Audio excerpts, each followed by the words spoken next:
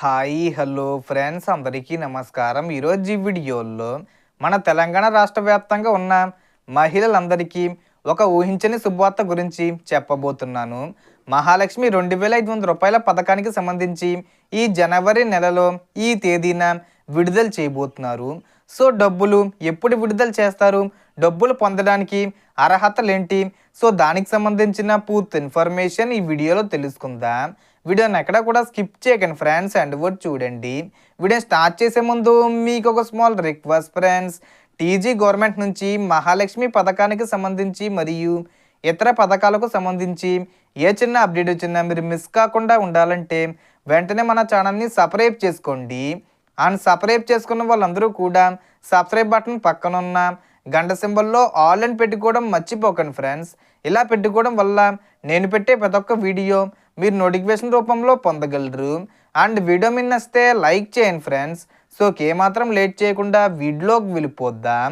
So Mahalakshmi పథకంలోని చివరి పథకంగా ఆడబిడ్డల కోసం రాష్ట్ర ముఖ్యమంత్రి శ్రీ రేవంత్ రెడ్డి గారు మహిళా శక్తి పేరుతో ప్రతి నెల 2500 రూపాయలు నేరుగా మహిళల ఖాతాల్లో జమ చేయడానికి ఈ పథకాన్ని ప్రారంభించబోతున్నారు. దీనికి సంబంధించి రాష్ట్ర ప్రభుత్వం కొన్ని అర్హత నిబంధనలు విడుదల చేసింది. ఈ అర్హతలకు అనుగుణంగా అర్హత సాధించిన మహిళలకు మాత్రమే ఈ పథకానికి సంబంధించిన డబ్బులు విడుదల చేయనున్నారు. సో ఈ జనవరి నెలలో మహిళల ఖాతాల్లో డబ్బులు విడుదల చేసేందుకు కేబినెట్ సమావేశంలో కొత్త మార్గదర్శకాలను ముఖ్యమంత్రి ప్రకటించారు.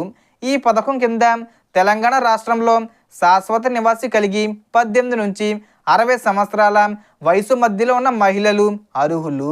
ముఖ్యంగా ఎస్సీ, ఎస్టీ, బీసీ మరియు మైనార్టీ వర్గాలకు చెందిన మహిళలు ఈ పథకానికి అర్హులు. వార్షిక ఆదాయం గ్రామీణ ప్రాంతంలో 1,20,000 రూపాయల లోపు, పట్టణ ప్రాంతంలో 1,40,000 రూపాయల లోపు ఉండాలి. కుటుంబంలో 4 చక్రాల వాహనం ఉండకూడదు. అయితే ఆటోలు, ట్రాక్టర్లు, మ్యాక్సీ క్యాబ్లు ఉంటే ఎటువంటి సమస్య లేదు. వైట్ కలర్ బోర్డు ఉన్న కారు ఉంటే అది సొంత వాహనంగా పరిగణిస్తారు కాబట్టి అర్హత ఉండదు. ట్యాక్సీ అయితే తప్పనిసరిగా ఎల్లో కలర్ బోర్డు ఉండాలి. రేషన్ కార్డులో ఉన్న కుటుంబ సభ్యులందరికీ ఈకేబీసీ పూర్తయి ఉండాలి. కుటుంబంలో ఎవరు ప్రభుత్వ ఉద్యోగి లేదా ప్రభుత్వ పెన్షనరు అయ్యి ఉండకూడదు. మున్సిపాలిటీ శానిటరీ వర్కర్లకు మాత్రమే మినహాయింపు ఉంటుంది. నెలవారీ విద్యుత్ వినియోగం 300 యూనిట్లకు మించకూడదు. భూమి విషయానికి వస్తే తడి లేదా మెట్ట భూమి 3 ఎకరాలకు మించకూడదు. మొత్తం భూమి 10 ఎకరాలకు మించితే ఈ పథకానికి అర్హత ఉండదు. మున్సిపల్ ప్రాంతాల్లో నివాస లేదా వాణిజ్య స్థలం 1000 చదరపు అడుగుల కంటే ఎక్కువ ఉండకూడదు. ఈ అన్ని నిబంధనలకు అనుగుణంగా అర్హత సాధించిన మహిళలకు మాత్రమే ఈ పథకం కింద డబ్బులు వస్తాయి. మిగతా వారికి ₹1 కూడా రాదు.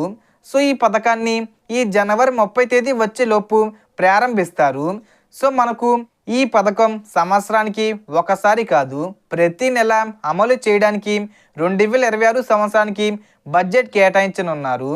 మొదట అర్హుల జాబితాను విడుదల చేసి అనంతరం 30 తేదీ వచ్చే ముందు తేదీల్లో ఏదో ఒక తేదీన భారీ బహిరంగ సభ ఏర్పాటు చేసి కొంతమంది మహిళలకు చెక్కులు అందించి ఆ తర్వాత అర్హులైన ప్రతి మహిళ ఖాతాల్లోకి నేరుగా డబ్బులు జమ చేస్తారు. ఇప్పటికే రాష్ట్ర వ్యాప్తంగా రేషన్ కార్డు జనగణన ఆధారంగా అర్హులను గుర్తిస్తున్నారు. రేషన్ కార్డుతో ఆధార్ లింకు, బ్యాంక్ అకౌంట్తో ఎన్పిసి మ్యాపింగు, ఈకేబీసీ పూర్తయి ఉంటే 18 సంవత్సరాలు పైబడిన మహిళలకు ఆటోమేటిక్గా అర్హత వస్తుంది. సో టోటల్ ఇన్ఫర్మేషన్ ది ఫ్రెండ్స్. మీకు ఈ వీడియో నచ్చితే లైక్ చేయండి, షేర్ చేయండి అండ్ సబ్స్క్రైబ్ చేసుకోండి. Thanks for watching.